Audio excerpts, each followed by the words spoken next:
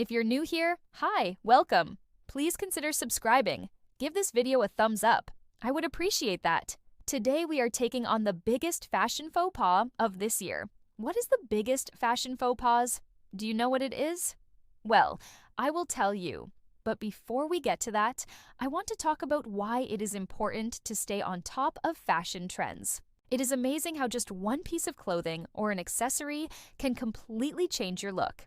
On the other hand, a fashion faux pas can really ruin it. Staying on top of fashion trends is not an easy task because misinformation is everywhere. You read one article and it says something is a must-have, you buy it and wear it, and then a month later you read that it was a dud.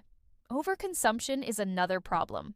We buy too many things, especially when they are on sale, only to find that a couple months later we have nowhere to wear those things, and we end up donating or discarding them. And that is not good for us, and it is not good for the planet. But staying on top of trends does not mean that you need to succumb to the pressure to wear a certain way or to wear certain brands or pieces. A lot of times people put enormous pressure on themselves to wear certain things because they feel that they need to fit in. They need to fit into a certain group, a certain category, or they want to project a certain image. They're afraid of being judged, and it can be very stressful. And then there is the fear of missing out, or FOMO, and it has a lot to do with fashion as well. What if you are the only person who does not know about a certain trend? What if everybody else wears it and looks amazing, and then you, without that piece or those shoes or that bag, end up looking like you do not belong anywhere? Now, these are all things that we need to be mindful of, but at the end of the day, we should not let these things determine our style. We need to dress for ourselves. We need to feel comfortable. We need to feel confident in what we're wearing. So let's talk about some of the biggest fashion faux pas this year. Some of them may surprise you, but let's start with the obvious ones. The first one is wearing pleated pants with a belt. Pleated pants and belts are two separate accessories, and they do not go together. So you either wear pants with pleats, or you wear pants with a belt. You do not wear them both together.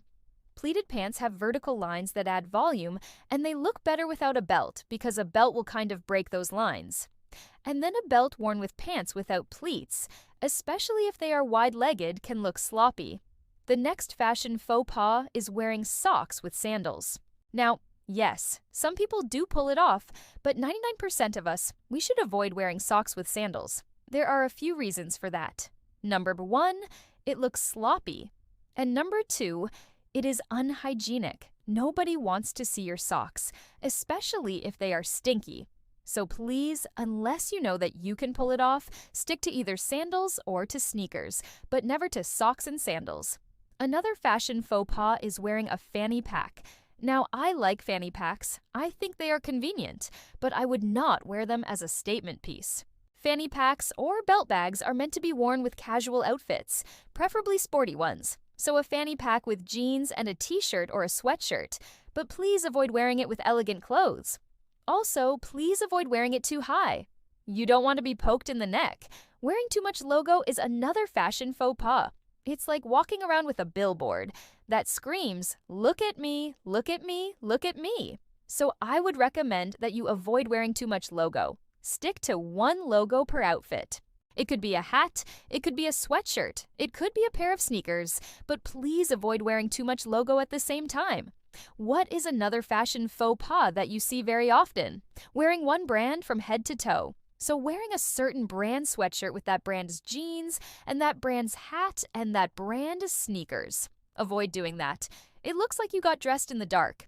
It looks like you did not put enough thought into it, and it looks like you are trying too hard. So mixing and matching is good, but sticking to one brand from head to toe is a no-go. A little black dress is a staple in every woman's wardrobe, but there are certain things that you should never wear with a little black dress. Number one is a clutch. A clutch is usually too small to fit anything in it. And a little black dress, it's usually for a special occasion. So you need to carry a larger bag with you. With a little black dress, you cannot go wrong with a little black bag. A little black bag goes with everything, and it's a classic combination. White sneakers are also a good idea with a little black dress. It depends on the occasion, of course. If it's a casual daytime event, then white sneakers work perfectly. With a little black dress, you can wear pretty much any color of shoes, but please avoid wearing brown shoes with a little black dress. That combination, it just does not work. Black and brown, they fight each other, and it creates a very odd combination. Another fashion faux pas is wearing clothes that are too big or too small. A shirt that is too tight makes you look like you're trying to show off. It makes you look uncomfortable, and a shirt that is too large makes you look sloppy and lazy. Pants that are too loose make you look like you're swimming in them. And a belt can help you to define your waist and make your hips look curvier.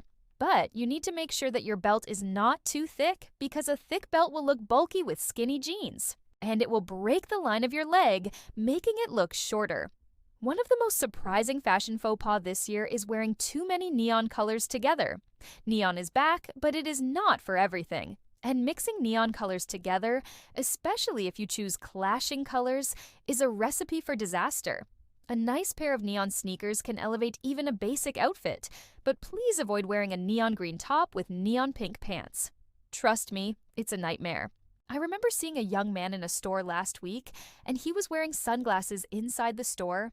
He was wearing a hoodie, which is fine, but his jeans were too long. They were covering his stylish boots. And I wanted to scream at him, "Take those jeans up, show those boots off, you look amazing." But I didn't say anything, of course. I just smiled at him and walked away. But I wanted to. Do you remember the fashion faux pas of the 90s? There were quite a few. Wearing a belt with pleated pants, wearing oversized blazers with nothing underneath, just a bra. Those blazers were huge, but they were not structured, so the shoulder pads were very broad, but there was nothing underneath to fill that space. So that created a very awkward look. Another fashion faux pas of the 90s was wearing white with white shoes, white jeans, and a white shirt. All white, it looked absolutely ghastly. And then there is the layering of necklaces. It's back now, but back then, it just looked tacky. So, what is the biggest fashion faux pas of this year? Can you guess what it is? Drumroll, please. It is actually this combination right here, a tank top with a t-shirt on top of it. I'm not sure why people do it. Maybe they think that it is a new trend. I don't know. But a tank top with a t-shirt on top of it, it looks sloppy, it looks uncomfortable, and it makes you look like you do not know what you're doing. Well, hopefully now you know what some of the biggest fashion faux pas of this year are, and you will avoid them. I certainly hope so. And if you've had your own share of fashion faux pas, I'd love to hear about it in the comments below. Don't forget to check out my previous video on fashion tips, and please give this video a thumbs up, share it with your friends, subscribe to my channel if you haven't already, and I will see you in my next one. Bye for now.